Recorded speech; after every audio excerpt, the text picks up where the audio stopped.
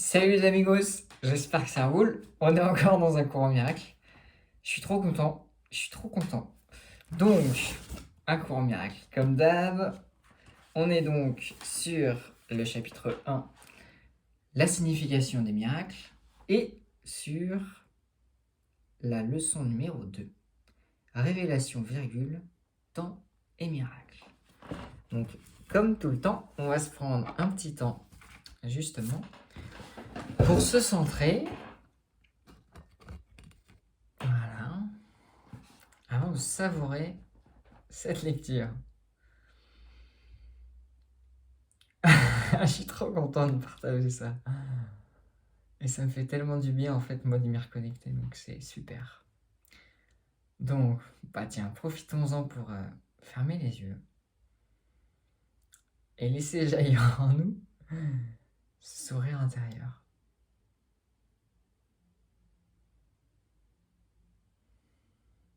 Sourire de gratitude pour l'instant, quel qu'il soit. Pour cet instant de rappel, de reconnexion à la merveille de qui nous sommes.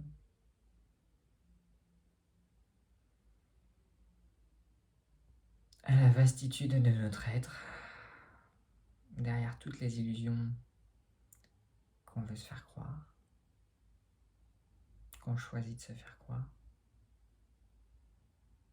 Je nous invite à nous ancrer avec nos pieds et nos fesses au sol, à la terre, avec des grandes racines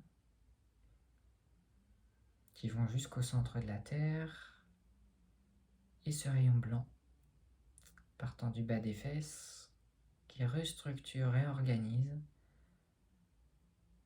réaligne notre colonne vertébrale jusqu'au sommet de notre crâne et allant jusqu'aux étoiles. Nous sommes liés par ce fil de lumière aux étoiles, à l'infini et au centre de la Terre.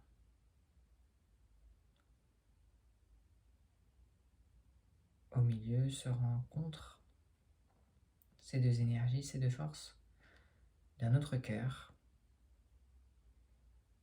cœur lumineux, cœur d'amour, cœur de présence, de radiance. Et on respire cette lumière qu'il y a dans notre cœur.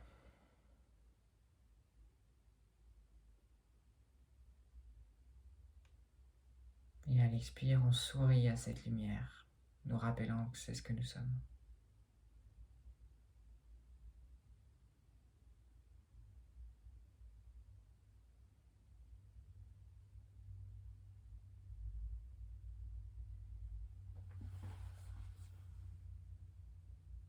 Ok, donc quelques préalables avant ce partage.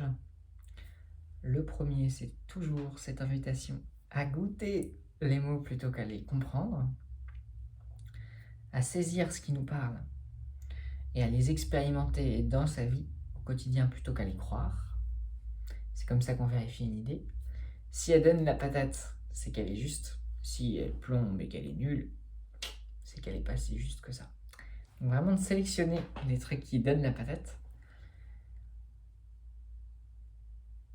et de vous en servir pour juste faire des expériences de qu'est-ce qui se passe dans ma vie si je regarde le monde à travers ce filtre? Qu'est-ce qui se passe? C'est ça un peu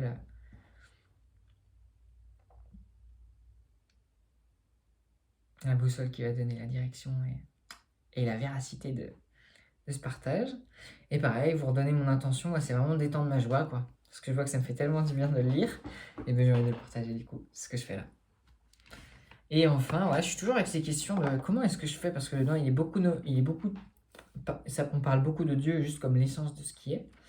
Et je suis encore en question de mais comment est-ce que je nomme ça pour englober, pour embrasser tous ces êtres, tous les êtres que nous sommes qui sont encore attachés à cette espèce de croyance d'un bonhomme dans les nuages, quoi.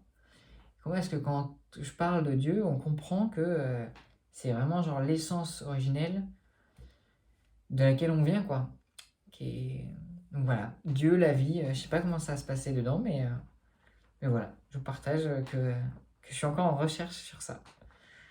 Super. Et que pour la partie Saint-Esprit, moi j'utilise le mot la partie saine de notre esprit, quoi, qui se rappelle de qui nous sommes. Bonne lecture, les amis. Voilà. Je pense qu'on va se le faire en entier cette fois-ci. Leçon 2. Révélation, temps et miracle. La révélation induit une suspension complète mais temporaire du doute et de la peur. Autrement dit, quand on a une révélation, tous les doutes, toutes les peurs sont balayées. Parce qu'on est connecté à quoi? À notre véritable essence. Elle reflète la forme originelle de la communication entre la vie, Dieu et ses créations. C'est quand on a une révélation qu'on est juste au contact le plus étroit et le plus direct, clair, entre nous et notre source. La source qu'on n'a pas quittée, mais que des fois on peut, comme je le disais dans les messages précédents, mettre des trucs, des rideaux sur nos fenêtres, les peindre. Une révélation, c'est juste quand tout est grand ouvert et qu'on est traversé par la vie, qui implique le sentiment de création extrêmement personnel, parfois cherché dans les relations physiques. L'intimité physique ne peut l'atteindre. Toutefois, les miracles sont authentiquement intemporels et interpersonnels.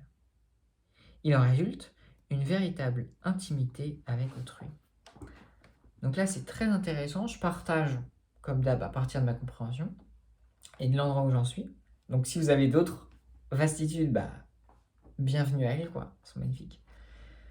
Moi, là, ce que j'entends, c'est... Il y a deux niveaux. Il y a le corps et il y a l'esprit. Ok. Il y a le manifesté et le non manifesté. Ok.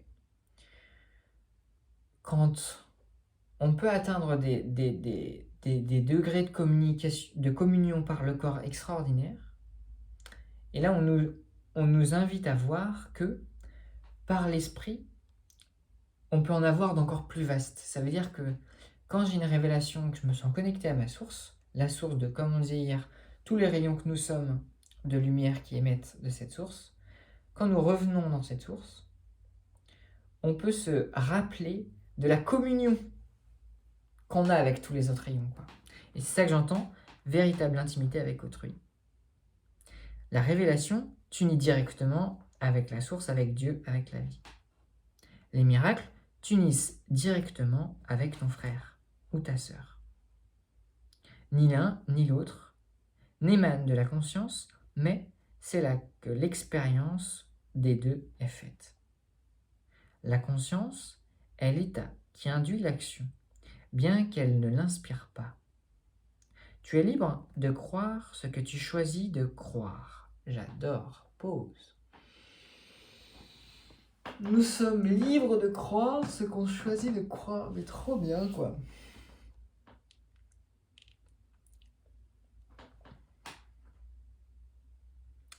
Et ce que tu fais témoigne de ce que tu crois. Qu'est-ce qu'on peut entendre par ça? C'est nous qui choisissons de chérir les idées qui nous intéressent, qui vont nous donner une expérience, mais c'est vraiment nous qui sommes décisionnaires, en fait, de ce choix. Est-ce que je choisis de voir l'autre comme un ennemi ou non? Est-ce que je choisis de me voir comme une merveille ou comme un petit truc qui mérite que la culpabilité? Est-ce que je choisis de croire que l'expérience de vivre c'est génial ou au contraire que c'est un calvaire? C'est des choix. Mais ces choix que je fais, qui sont perceptifs et qui partent d'une croyance, vont faire naître des actions. Et vont faire naître des mondes, en fait, des perceptions. Ok. La révélation est intensément personnelle et ne saurait être traduit de façon signifiante. Ça, c'est que quand on a une révélation, c'est entre la source et nous que ça se passe, et ça ne peut pas transparaître à travers d'autres choses à l'extérieur de notre vie intérieure. C'est pourquoi toute tentative pour décrire en mots est impossible. La révélation n'induit que l'expérience. Le miracle, par contre, induit l'action.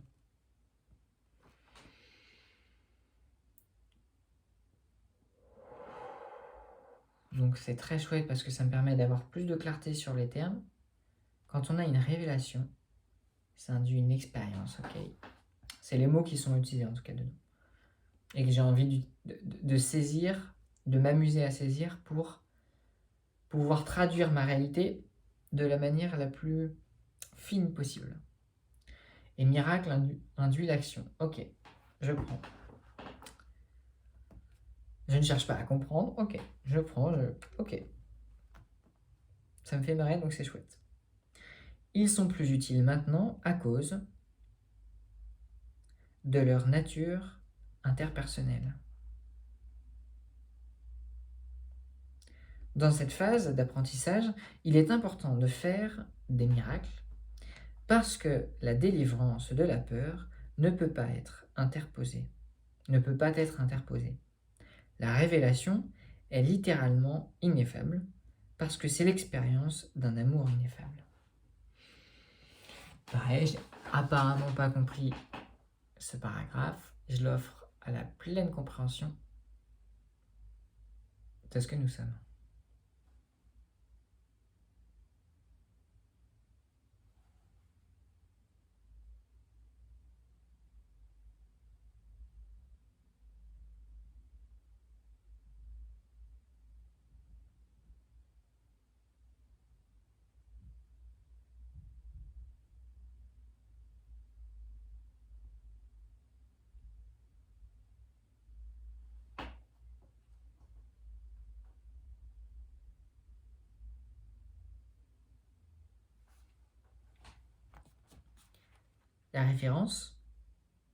La révérence devrait être réservée pour la révélation, à quoi elle s'applique parfaitement et correctement.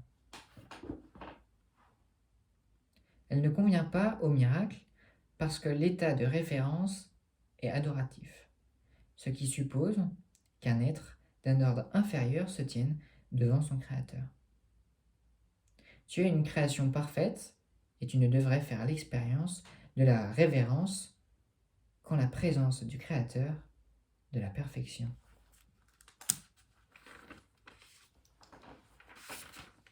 Le miracle est donc un signe d'amour entre égaux.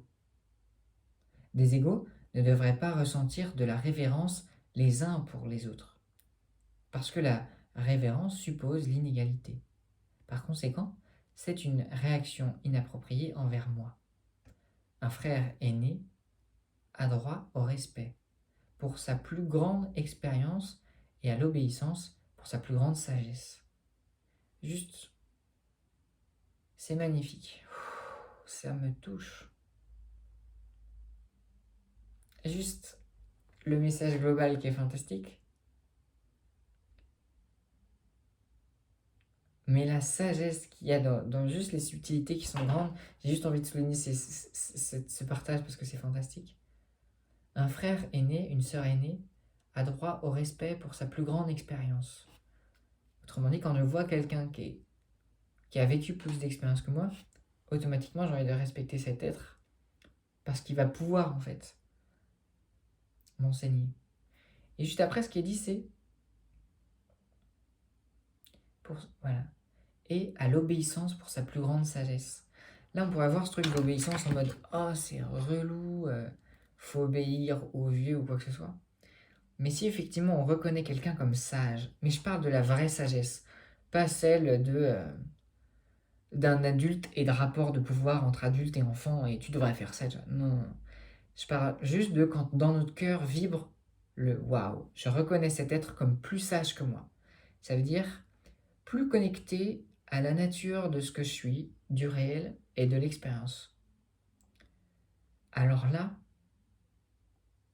une partie de moi va reconnaître ce fruit comme plus mûr et dire ok, j'ai envie de t'obéir, pas pour que tu me soumettes, mais parce que j'ai confiance que ce que tu vas me dire va me permettre de grandir. Et ça, c'est très joyeux en réalité quand on fait ces rencontres.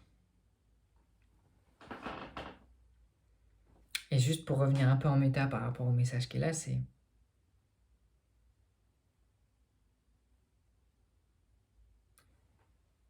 Je ne vais pas adorer quelqu'un qui est égal à moi, parce qu'effectivement, ce qu'il dit là, c'est qu'il y a une espèce de sentiment quand il y a l'adoration, c'est comme s'il y a quelqu'un qui est inférieur et quelqu'un qui est supérieur. Là, on nous dit, ce qui est supérieur, c'est juste la source. Parce que la source, moi, c'est comme ça que je le comprends, c'est l'ensemble de tous les rayons de lumière que nous sommes et qui forment un dedans, quoi. Et c'est l'endroit d'où on vient, quoi.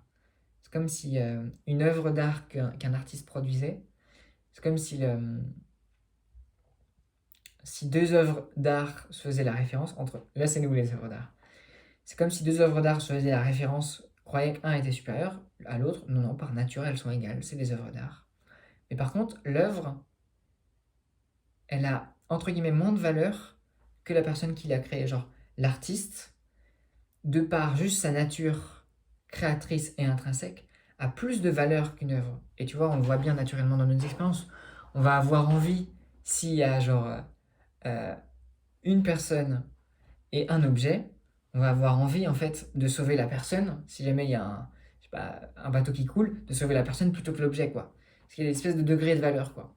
Et je trouve que ça marche bien pour comprendre un peu genre le degré de valeur entre nous et ce qui nous a fait en fait, ce qui nous a créé, quoi. C'est seulement mon dévouement qui me donne droit au tien. Il n'y a rien en moi que tu ne puisses atteindre. Je n'ai rien qui ne vienne, je n'ai rien qui ne vienne de Dieu. La différence entre nous maintenant, c'est que je n'ai rien d'autre. Cela me laisse dans un état qui n'est en toi que potentiel.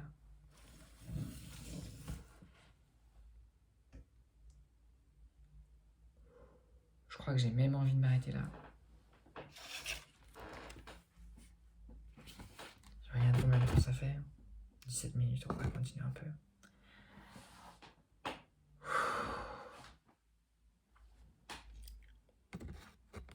L'être qui me partage ces mots, quel qu'il soit,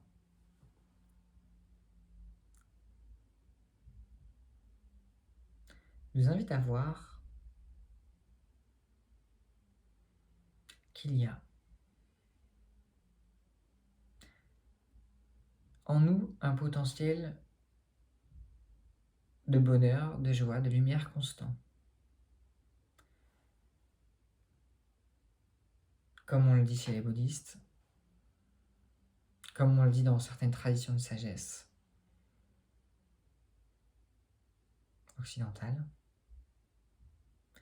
La personne qui nous délivre ce message, pareil, c'est une invitation à croire ou non, c'est pas là que ça se passe, c'est juste à goûter, voir comment, quelle saveur ça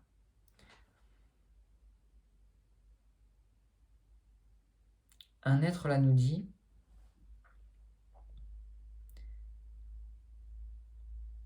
on a le même pouvoir de contact avec la source, avec Dieu, sauf que moi, c'est l'être qui nous dit ça, j'ai rien d'autre. Ça veut dire, j'ai enlevé toute la maison qui me cachait de tous les rayons de l'amour de la source d'où on vient, quoi.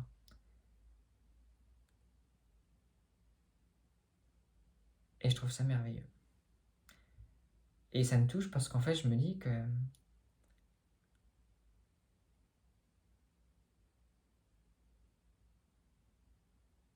ça ouvre juste des possibles, en fait.